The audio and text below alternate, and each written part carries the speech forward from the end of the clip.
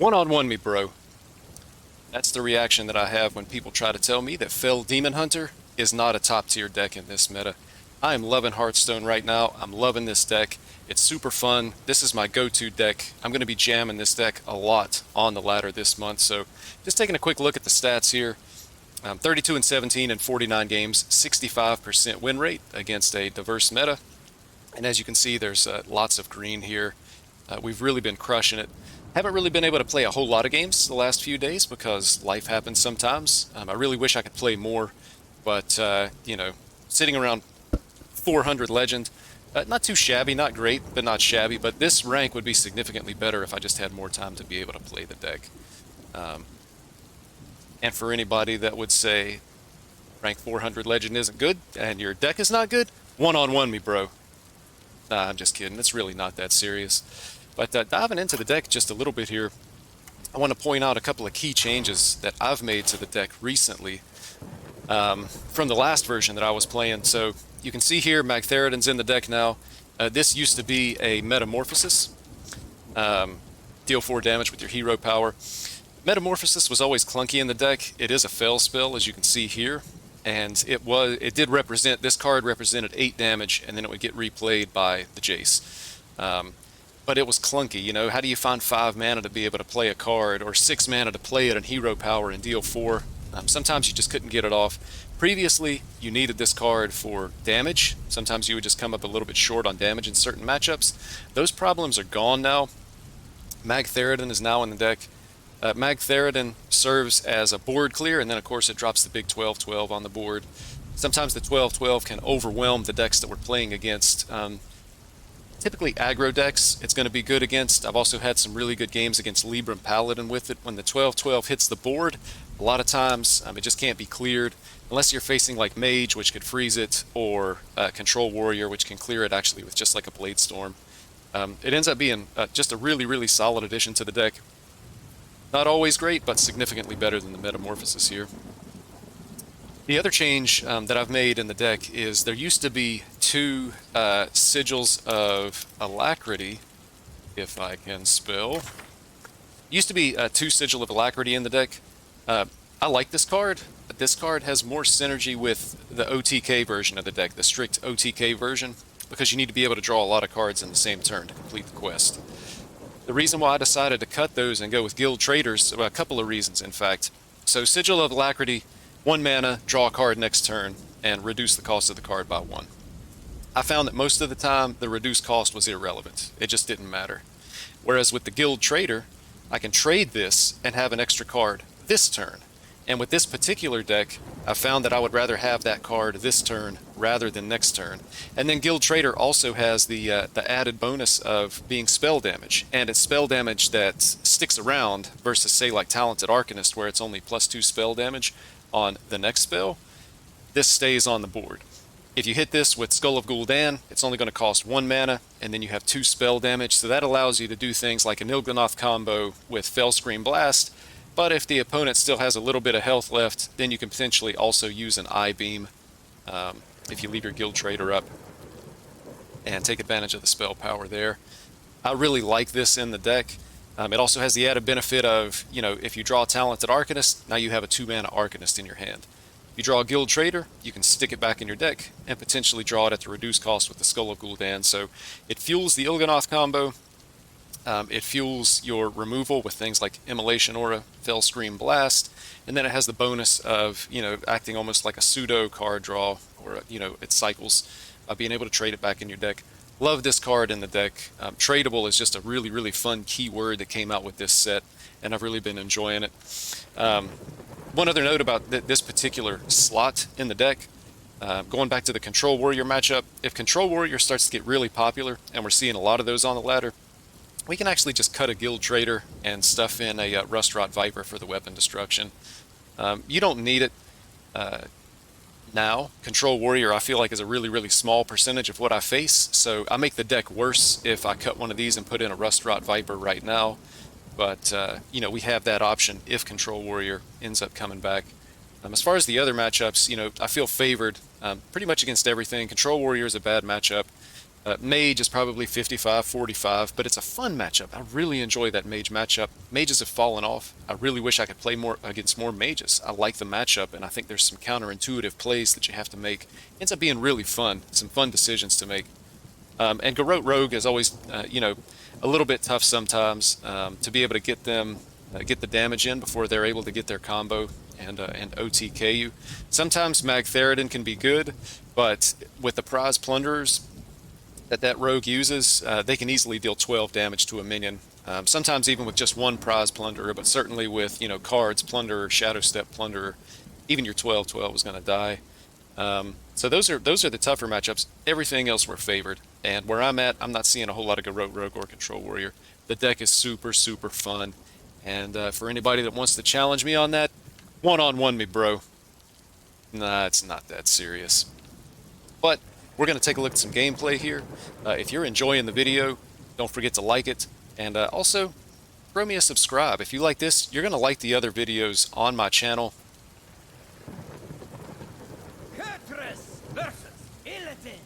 So I left a note to myself on my desk that says,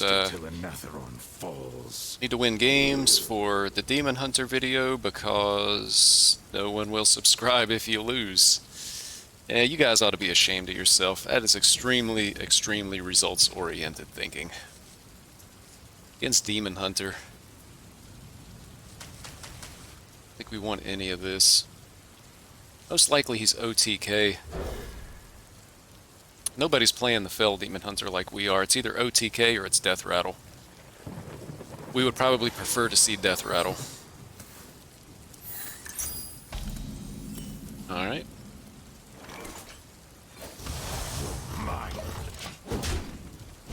So in this matchup, we're looking to kill our opponent before they kill us. To be more specific, we're looking to kill them before they can get the OT combo on us. It's going to be a little bit challenging. Magtheridon would be good in this matchup. They don't necessarily have a lot of removal for a big 12/12, but we may not get lucky enough to be able to draw into it. At this point, we're just looking to draw cards. We'll have to throw the I-beam away at some point. I'd like to be able to play this on turn 5. Which means we're going to need the Illidari studies. How valuable is it to hero power and get 1 damage? Probably not very. They do have just a small amount of healing.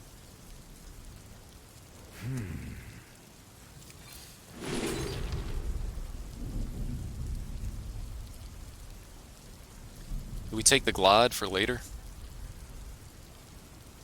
Or would we rather have a second skull? I think Glide might actually be the better play here. We're going to go ahead and start trying to work it over to the left. That feels like a lot of time to take on turn 2, but some of these turns are very decision dense, and if you make one single misplay in some of these matchups, you're just going to lose. He just completed phase 1 of the quest. It looks like he's going to be moving pretty quickly, unless his draws bottom out.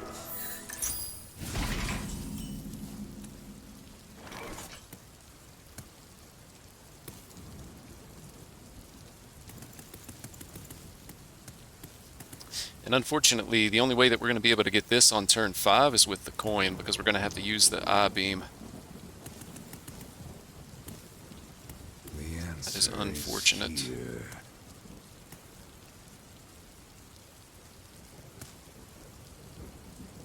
So we need to actually play the I-beam this turn. And in order to do that, we're going to have to sacrifice our own Arcanist, but we're not necessarily worried about that. We just do it because it's the correct play. So we'll have Gorger on 4, Gul'dan on 5. We already had the Il'gynoth in hand, so potentially if we can hit some of our spell power cards, Bellscream Blast and Artificer, we can set up our own OTK.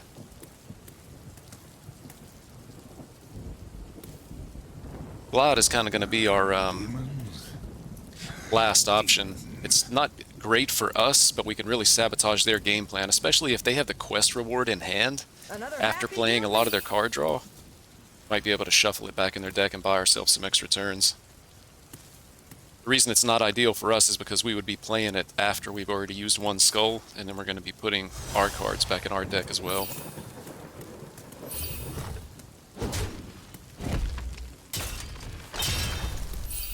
There's part 2.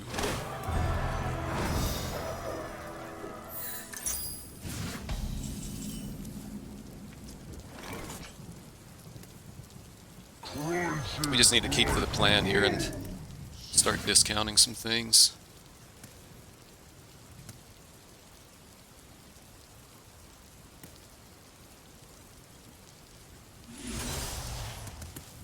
You know, I was sitting there thinking to myself, if I draw a card and it's a combo piece, I'm going to be super sad. But we were going to draw it at the beginning of the next turn anyway. So it's not like we were going to get the discount with Skull.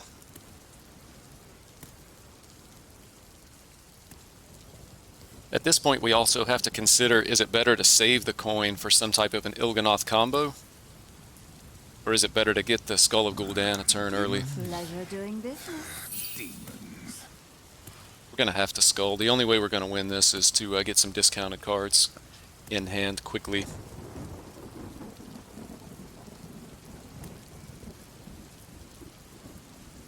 He has 9 cards and he's on part 3. The other thing is, if he's able to complete the quest this turn and get the quest reward in hand, we won't be able to glide yet for one more turn. But having 9 cards in hand isn't necessarily good for him either. I've seen opponents mess this up where they actually burn the 7/7 because they don't have room for it in their hand.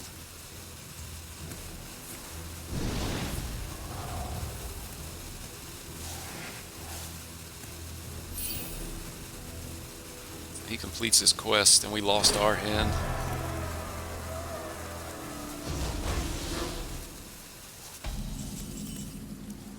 That'd be pretty unfortunate.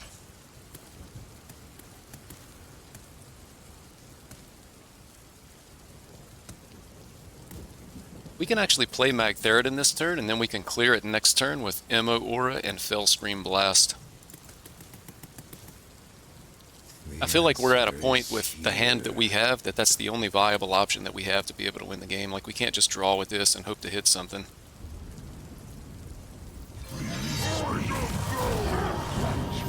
Also, if he plays the 7/7, we'll be able to remove it by popping the Magtheridon. We just have to hope that he's not going to be able to piece together what he needs for OTK in time. My quest, my revenge, and all that's here. It's fine. He just copied a...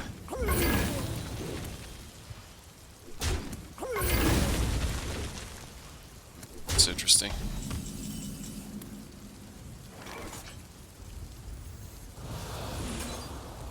Alright. Decent top deck for us.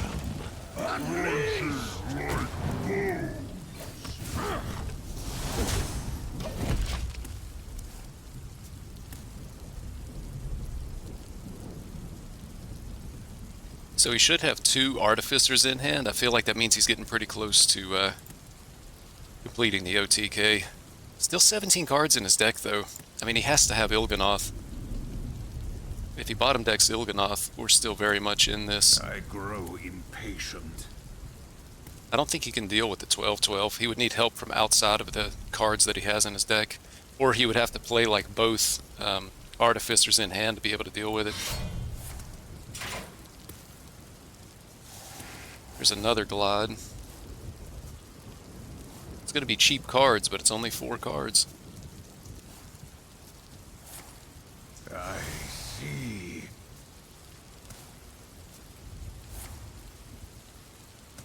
Yeah, this starts to feel pretty scary now. Now he has a lot of cards in hand, Time grows short. and they're all reduced. 13 left. At this point, it starts to feel pretty likely that he has the OTK for next turn.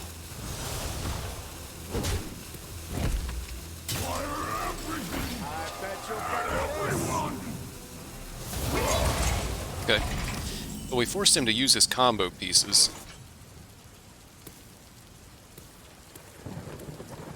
We now have Il'gynoth.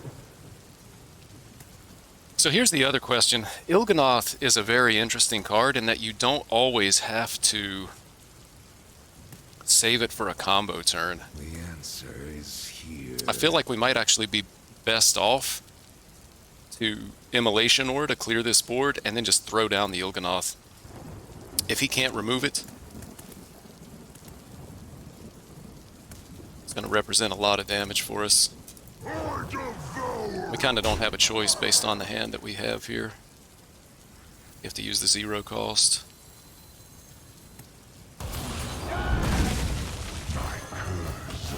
So we're kind of all in on this. We need him to not be able to remove the Il'gynoth.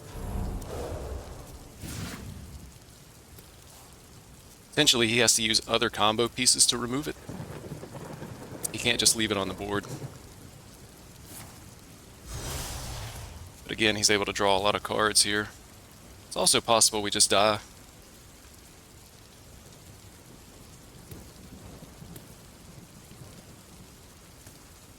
Pleasure doing business.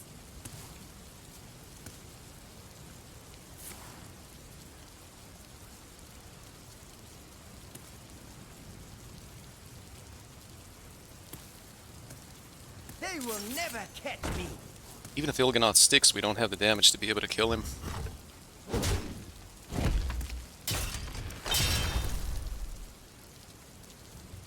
Pleasure doing business.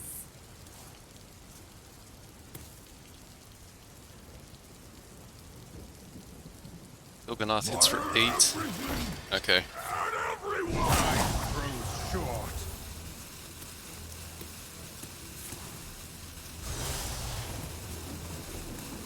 Pleasure doing business.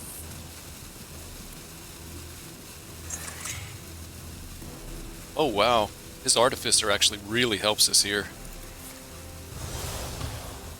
Yeah, his Artificer really helps us here. Let's see, that's 8, 11, 12, 14.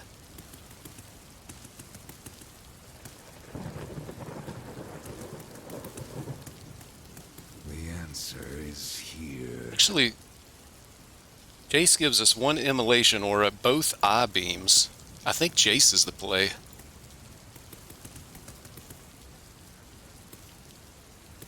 The rivers run red.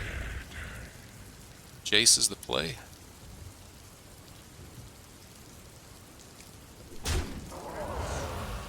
Amidst the flames, only we shall remain.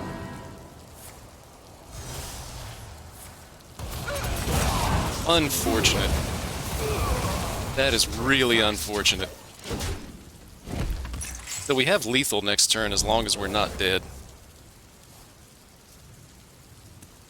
We needed the first eye beam to hit Jace. Pleasure doing business. But we have lethal if he can't kill us. Another happy guildie. Trading the Guild Trader is a good sign. Another happy guildie.